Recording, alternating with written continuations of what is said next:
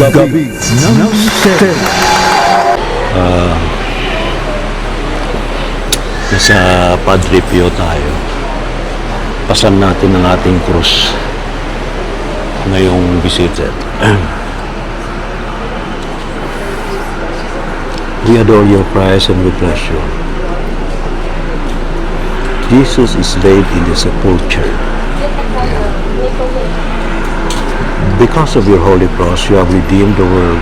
Consider that the disciples carried the body of Jesus to burial, accompanied by his holy mother, who arranged it in the sepulchre with her own hands. They then closed the tomb and all withdrew. I have no desire except to die or to love God, either death or love, since life without this love is worse than death.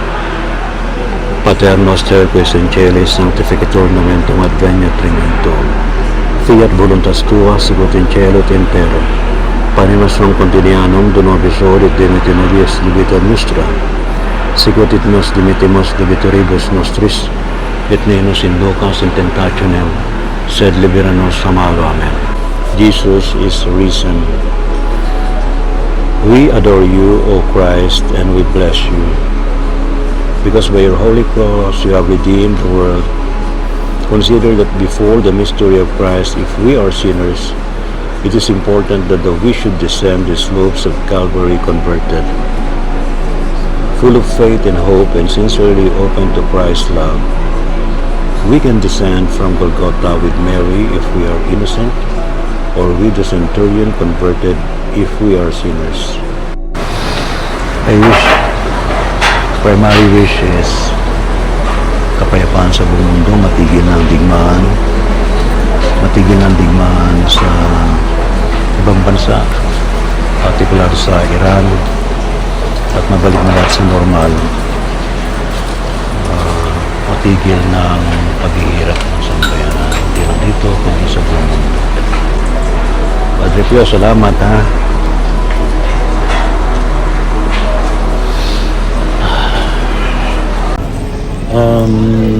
Second church ay Malati Church.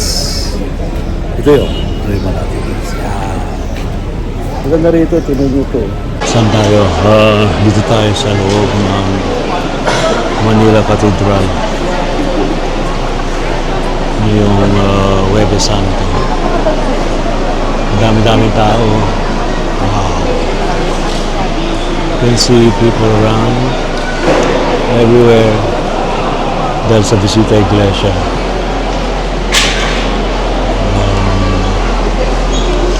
Mga misteryo, saan tayo? Dito tayo sa San Agustin Church sa may Intramuros, Maynila. Ayan, pasukin natin. Tuloy last time na punta namin, hindi natin nakapasok. So now we'll try to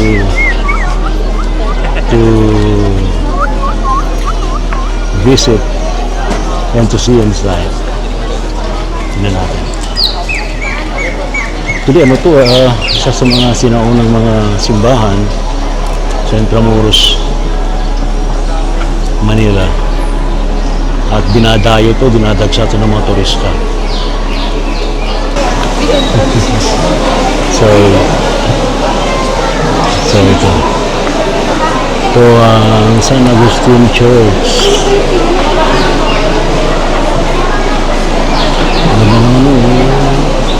Diba? Ito ang Binondo Church. Ang patron dito ay si St. Lorenzo Ruiz. Ayan, ganda, diba?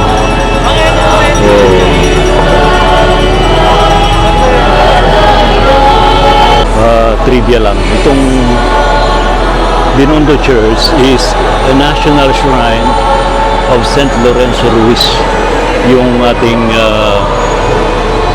santo, Pilipinong santo, St. Lorenzo Ruiz.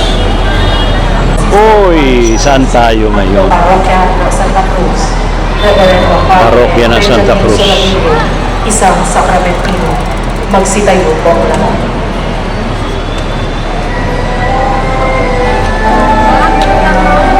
Saan tayo ngayon?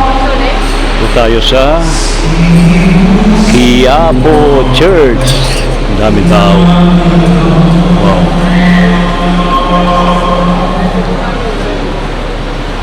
Diretso po tayo, wala labasan dito.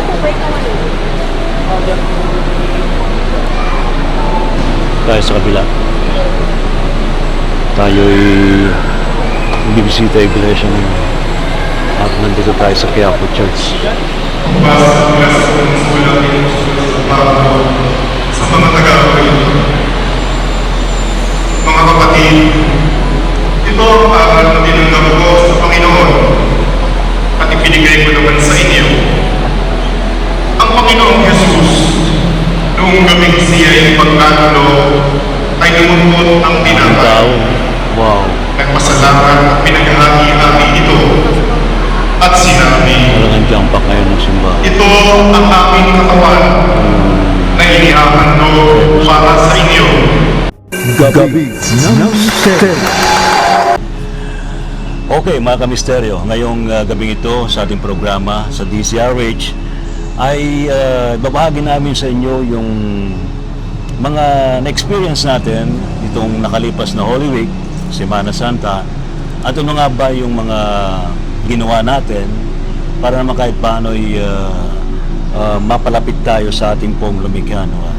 And with me, syempre, ngayong gabing ito mga kaibigan, and tayo nandito sa area ng Malati Church, kay Aling Remy. Kung bakit Aling Remy, mamaya babanggitin natin. And nasa aking tabi ngayon, si Brother Nico Jua, ang ating astrologer na talagang tinitingnan niya mabuti yung mga galawan ng mga bituin, ng mga planeta para sa kapalaran natin bilang tao sa mundong ito. And of course, katabi naman niya si Miss Marie Chris ng Voiceless Whispers na tumitingin naman sa galawan ng mga animals. Yan, para maging maganda naman ang kanilang buhay. And ano nga ba ang kanilang ginagampanan sa atin bilang mga tao. Alright, so this past Holy Week, Brother Nico, anong mga ginawa mo at ano yung mga na-experience mo? So, this Holy Week, ayun nga, so, umuwi muna ako sa work. So, syempre, it's a test of patience. Syempre, na-predict natin yan last year na kailangan na habaan yung pasensya. So, when it comes sa Holy Week, syempre, matik yun na maraming tao, ganyan. Kailangan nating habaan yung pasensya kasi sobrang haba ng pila, maraming tao nagsisiuwian sa kanilang mga probinsya, ganyan. Pero ang na-experience ko is yung grace ni God. Kasi hindi ko expect na akala ko yung pila na yon is pila na papunta sa probinsya namin kasi ako ay taga Pampanga generally. And originally, Kapampangan ka pala. Yes. Brother Nico. And then hindi ko expect na yung sakayan pala ng pila na yon na buti na lang 5 minutes lang ako nakapila doon. Pa solid north pala siya, like papuntang Baguio, ganyan, Nueva Ecija. Yung sakayan ko ay papuntang Pampanga. Meron palang isang bus na 3 lang kami naging pasahero, brother. 3 lang kayo? Yes, Hindi brother. alog-alog kayo sa bus. Medyo nga, brother. Kaya nakapagtaka kasi Holy Week yun. And then, umuwi ako noon mga kasagsagan ng April 1. 3 lang kaming pasahero.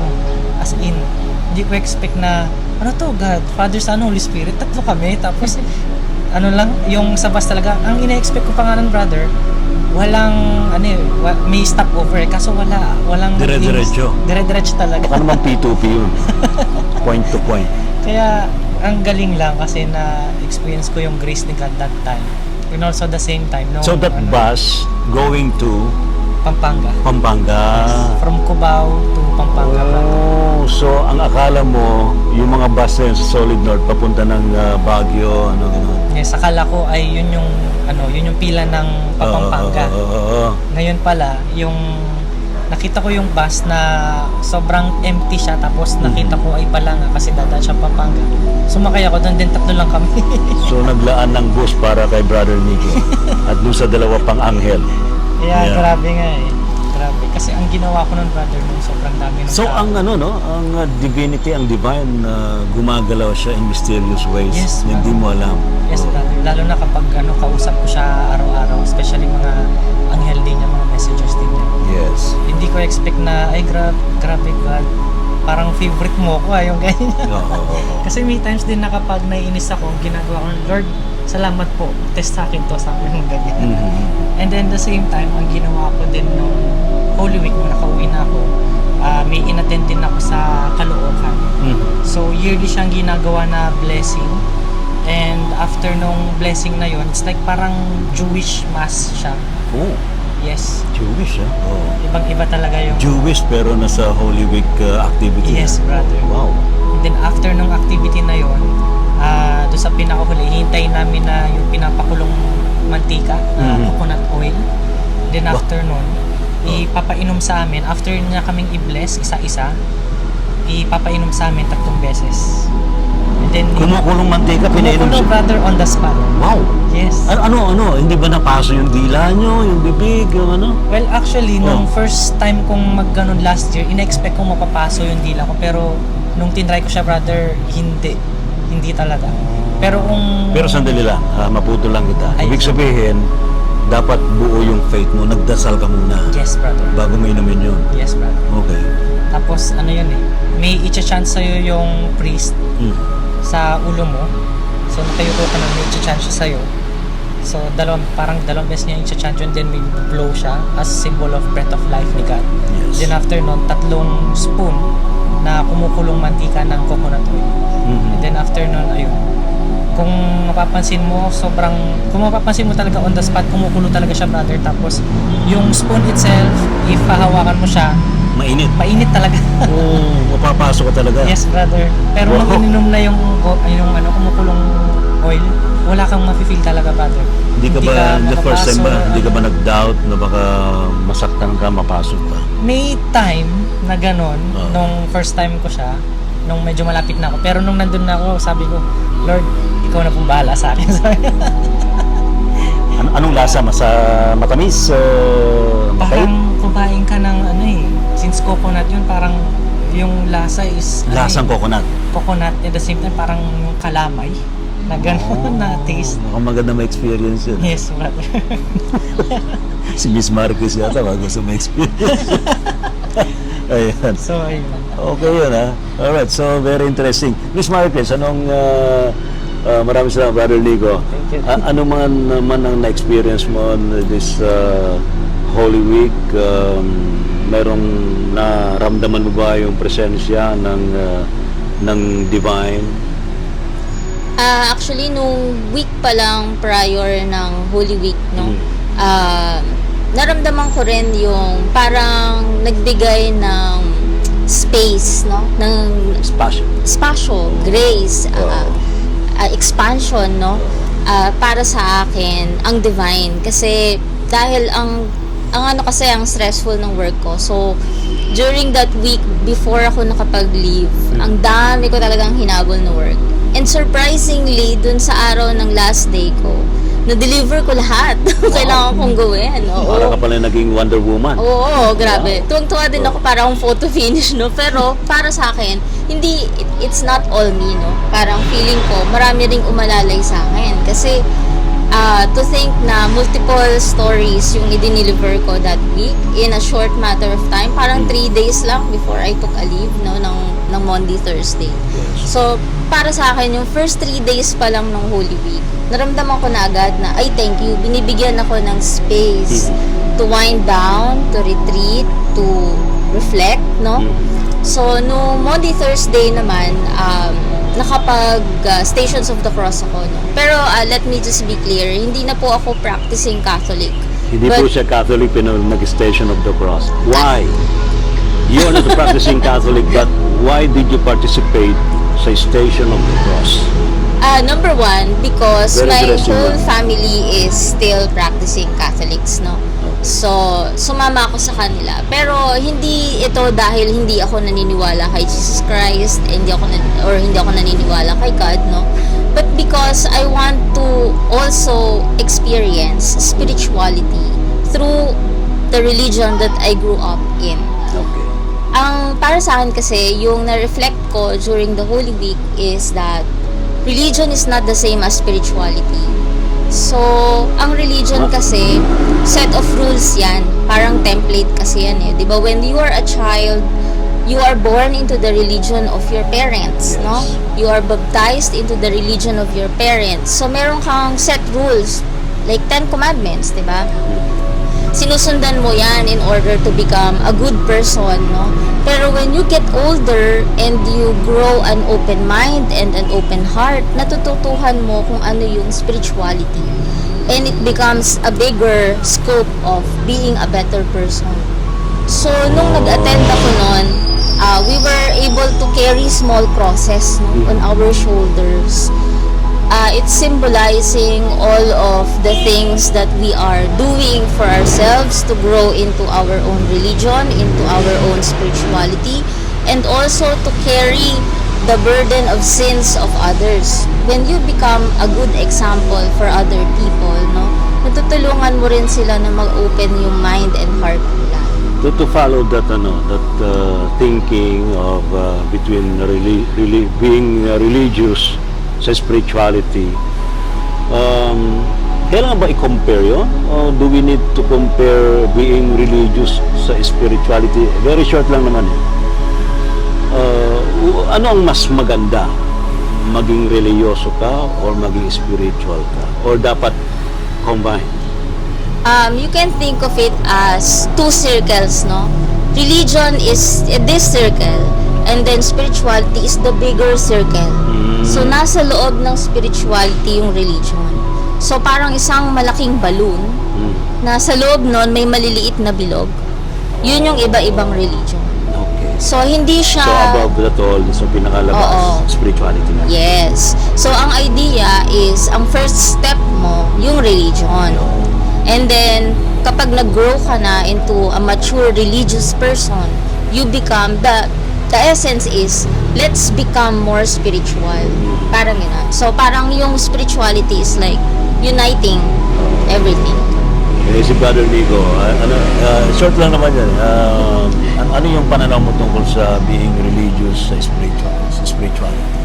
Well, when it comes sa tama kasi Based on your yung, experience, right? In my experience, so since based on my experience, I was born Catholic talaga. And then tama yung sinabi ni ni sister kasi nung mga bandang high school or college, I was asking myself, pinanganak akong Catholic without my own choice na kailangan kong piliin yun. So, napunta ako sa iba't ibang religion. I have to study this, study that, ganyan. Nag-research ako, I searched everything, and then I realized, oh, they are in the same, nasa isang rule lang pala, which is love your neighbor as you love yourself. Yun yung pinaka-highest rule na nung na-research ko na lahat ng gods nila, yun lang yung tinuturo eh. Love your neighbor as you love yourself. So like, it's also the same thing na parang sinasabi, wag mong gagawin sa kapwa mo or even sa ibang nilalang kung ayaw mong gawin sa'yo. And then, dun ko na-realize na, so, different authors, different religion, pero they come up to one greatest teaching. Even din si Confucius din eh. Sinabi din niya na wag mong gagawin sa iba kung anong ayaw mong mangyari sa iyo. Yun yung pinaka-greatest teaching nila eh. So may similarities between religion. Yes, brother. Kaya in my experience talaga after nun, hindi na ako naging practitioner din. Though may times, kasi nandun din yung roots, pero... tulad mo yun, dumaraw tayo kay Aling Remis Yes. dito sa Malate Church. So ayun, which is din like parang naging, yun din eh. Tama din sinabi ni sister, it's like parang stepping stone mo siya. Yung religion is a stepping stone siya para mas ma-discover pa the whole big circle na spirituality kasi. Alright. Kaya Now, if you ask me ano nag-experience ko man during this Holy Week, na-excite ako eh. I was very excited to experience yung Holy Week, and it was the first time na nakumpleto ko yung Station of the Cross dun sa church ni Santo Padre Pio.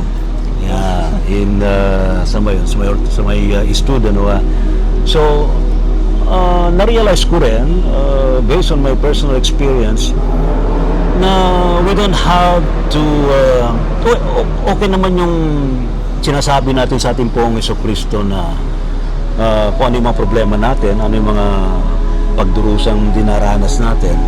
But, na-realize ko na dapat tayo ang magbuhat ng sarili nating cross. Yes. Huwag nating iasa sa iba. Yes. Yun. So, with that, matututuhan natin yung leksyon kung bakit tayo nagbubuhat ng sarili nating cross. Yes. Yun. Yun ay isang talagang napakahalaga na mensahe this Holy Week. Now, from this Holy Week na na-experience natin, we can move on. Ano yung gagawin natin sa hinaharap? Especially, kailangan hindi mawawala yung ating communication with divine beings. And of course, tulad na binabanggit ni Brother Nico about the angelic beings, yung mga divine beings. You as a practitioner, you do some readings and rituals with angelic beings. Ano yung mga ginagawa mo so far? And to encourage yung ating mga babayan, now we have to get closer to our guardian angels at mga angelic beings. So usually to connect with the guardian angels as a practitioner and astrology din kasi every degree sa astrology may kanya-kanyang angels na naka-assign kasi dyan, and they are 72 of them sa Shem HaMeforash na tinatawag, which is the 72 different names, holy names of God. So ako kasi ang ginagawa ko is fasting. Pero yung type of fasting na yon is hindi lang siya yung biglaang fasting. Yung fasting ko is more on fasting na water and yung bread. Pero hindi yung usual na bread na yung bread na unleavened bread. Yes.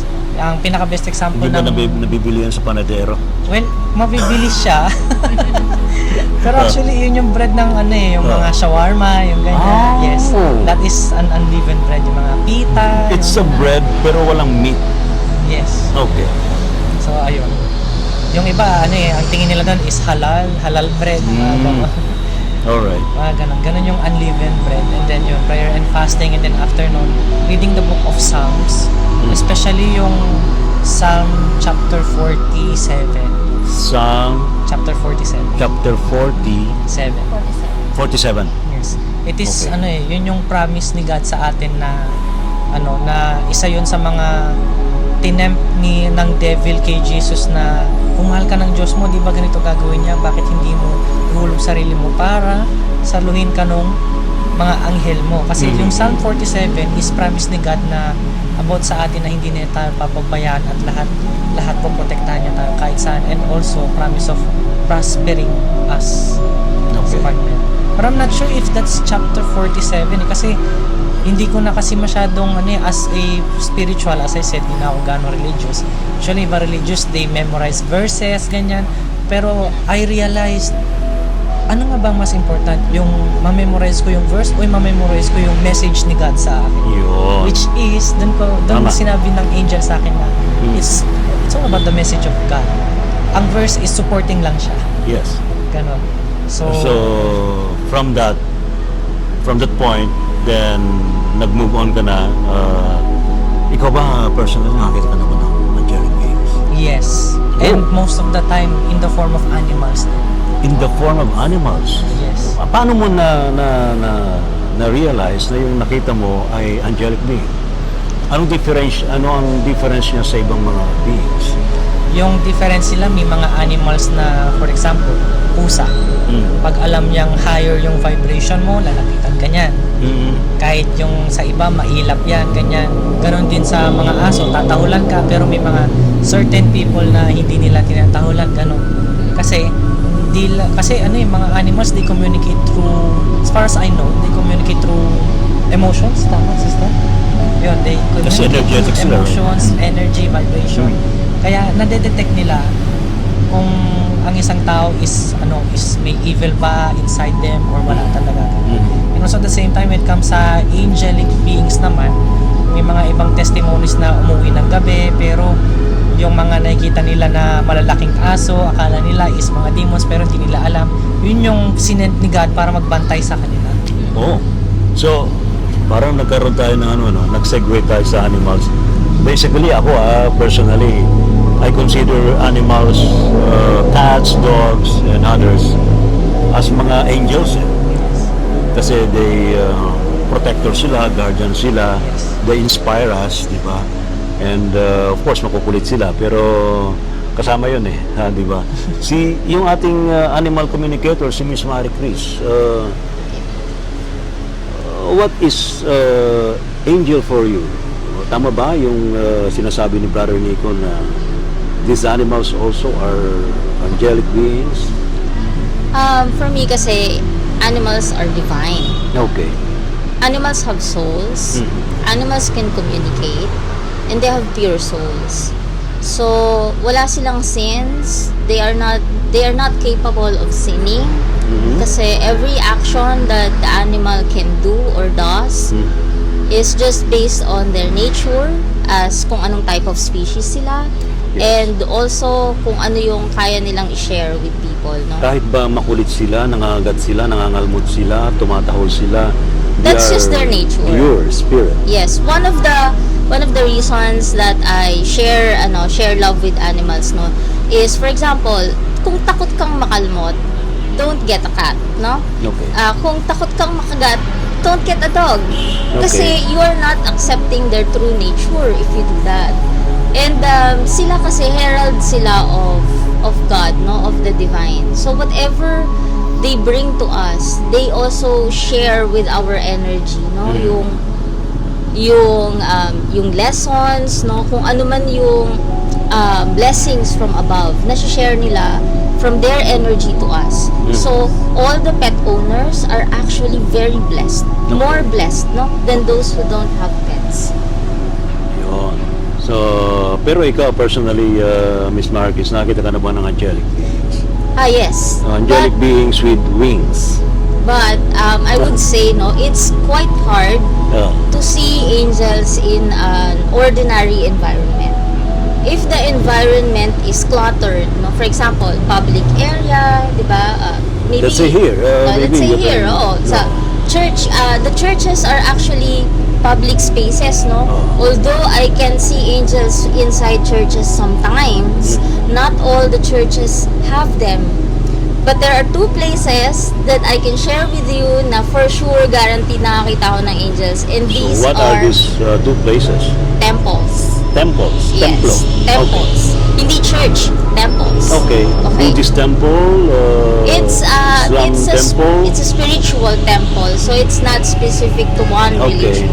Any spiritual temple. Okay. Yes. I have not been to more than 2 spiritual temples, pero itong dalawang temple na napuntahan ko, guaranteed na makikita mo ang angels. Pero sa mga simbahan, meron din. Meron din. Pero very, siguro, rare experience na makita mo sila. Oo, kasi when you see them, kasi yan it's like a bridge, no? Okay. You see them based on your frequency and the frequency of the place. So, kung na-elevate mo yung frequency mo, let's say good mood ka, maganda yung mood mo, you are not in a state of trauma, no? Your energy is clear. Tapos, yung energy din ng lugar is very high vibrational. Magko-cross talaga yan. You will see them. Okay. So, pero yun nga, like I said, it's a bridge, no? So, kung yung energy ng place hindi ganun kaganda, hindi rin kayo magmi-meet kahit na high vibrational ka pa. So, don't question yourself kung wala kang nakita dun sa lugar na yun. Kasi, dalawa yan parang plug yan. Pag hindi nag-spark, walang connect, di ba? Alright. Si Brother Nico, maraming salamat, Miss Marquez. So, speaking of angels, angelic beings, may kanya-kanyang mga mission or tungkulin ng mga angel. So we have our guardian angels, which is very close to us, na hindi natin pinapansin. Ako nga lagi kong sinasabi na we have to acknowledge yung presence ng mga guardian angels. Kasi ito nagsisimula yung natin eh. If, well, of course, we believe in God. Pero kailangan din natin na meron tayong personal bodyguard. And these are the guardian angels. Yes. So, aside from guardian angels, ano pa yung mga recommended mo na we have to call kapag may mga ganito mga problems sa ating buhay? Actually, sa Book of Corinthians, brother, for sure hindi alam ng iba to mostly, at saka hindi rin siya na di-discuss din sa mga religious sect. Merong isang verse doon na sinabi na we have the highest authority to command the angels. Hindi lang to summon. To command or just to command. request, to ask? Oh, talaga? Yes, hindi lang to summon them or to invoke them, also to command them. May requirements yun eh. So meaning kapag if you do that, darating sila but they have to do that? Ganun? Yes. Okay. And then, usually, si God nagpapadala siya ng angels kapag meron siyang gustong gawin, ipagawa, or personally para sa'yo. Ganon. For, usually ginagawa ni God yun to reach out people, to help them, and also to guide them din madalas. Kaya, most of the time, hindi rin accident na nagko-connect din yung mga tao, which is, sometimes tayo mga practitioners, tayo din yung nagiging preach. Alright. Kaya meron ding passage din sa Bible, I'm not sure ng version, na sinabi din ni God na treat every person right kasi you don't know na baka yung taong nakasalamuha mo sometimes or nung minsan is actually an angel. Oh, yan. Speaking of that, ang ganda ng tahi, yung bang taong nilapitan mo, saan iniisip mo, anghel ba to? Yes, diba? brother. May mga ganun mga pagkakataon, di ba, Miss Maricris? Ikaw naka-experience ka na ng ganun. Yes, brother. Oo. Binigyan niya pa ako ng silver ring that time.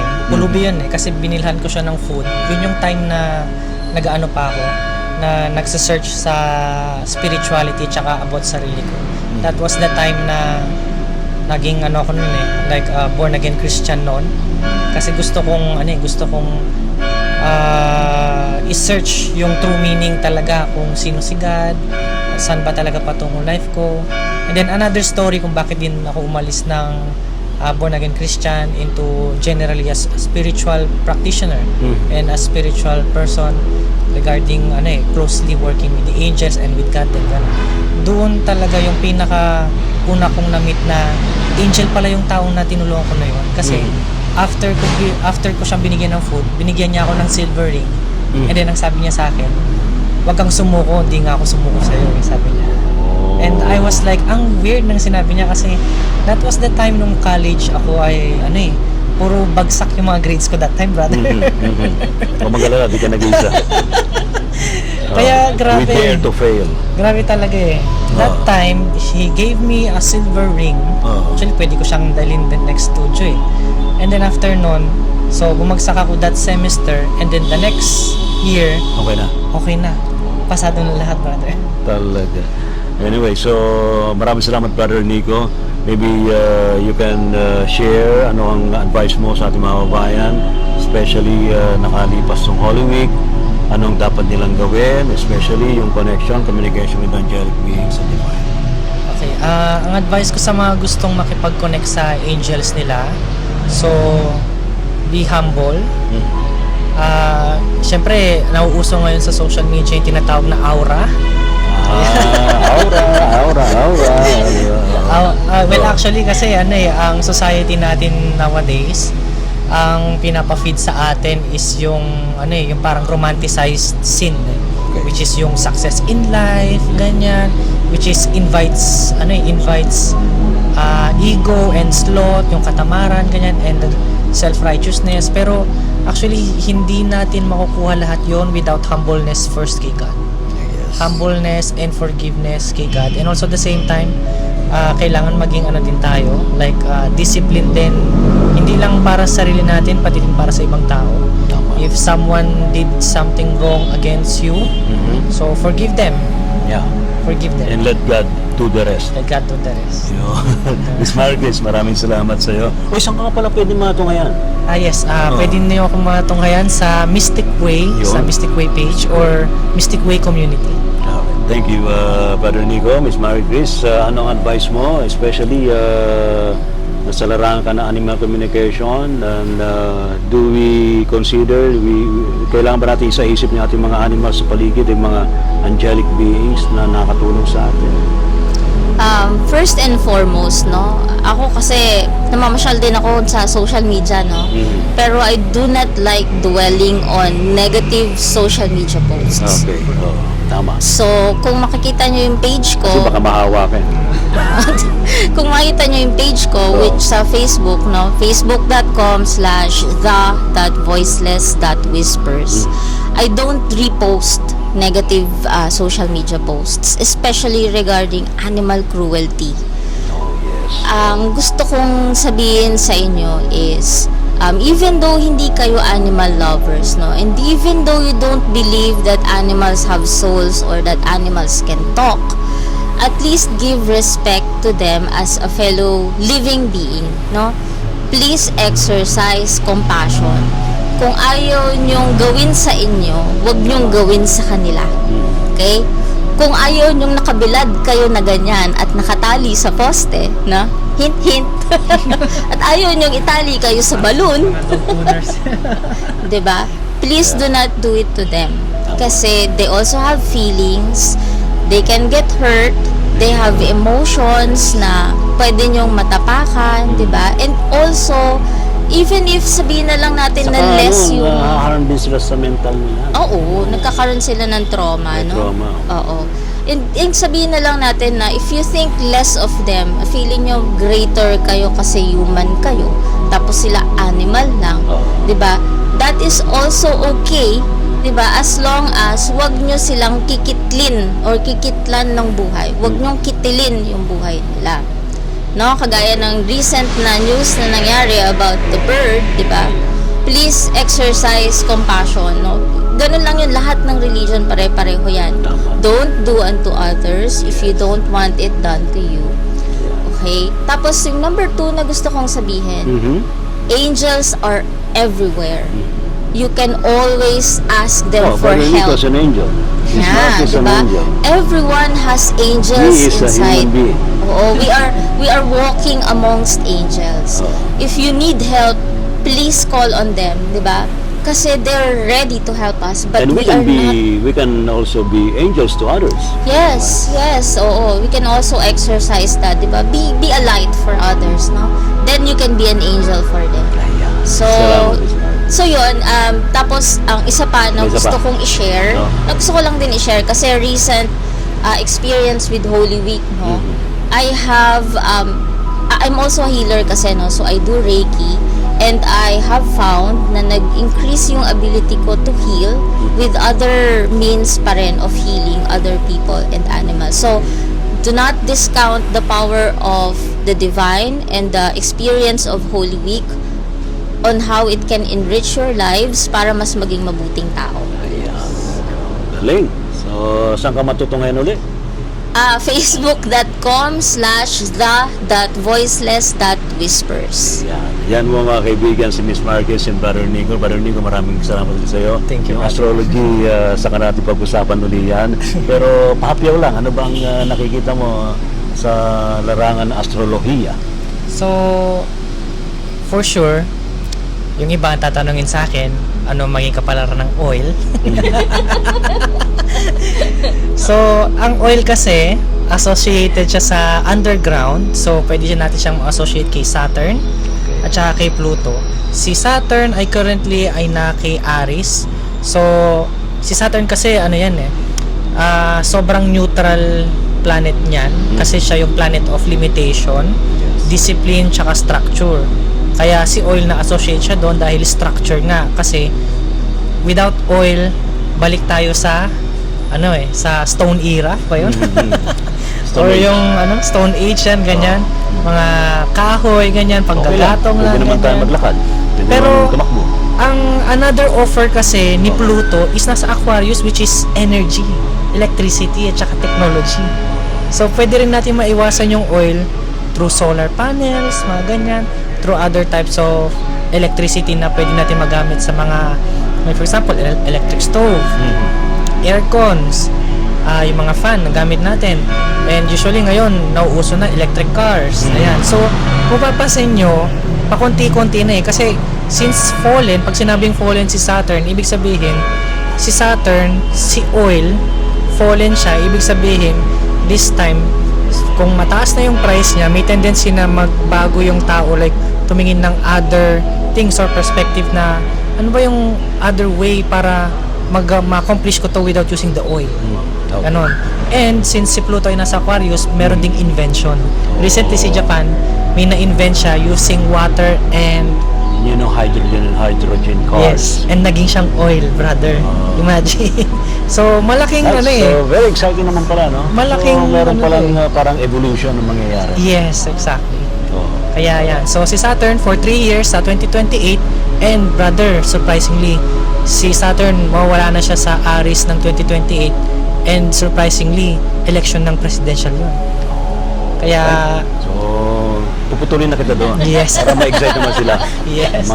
Para magkaroon naman ng suspense. yes. Thank you so much, Bernico and Miss Marie Chris, sa ating mga kababayan. Huwag din po ninyo kaliligtan. Ito, susunod na yung mga testimonies and sharing, iba nating mga kasamahan sa nakalipas sa Holy Week and kung ano yung nagbago sa kanilang sarili, yung kanilang kaisipan. Gabi ng Misteryo.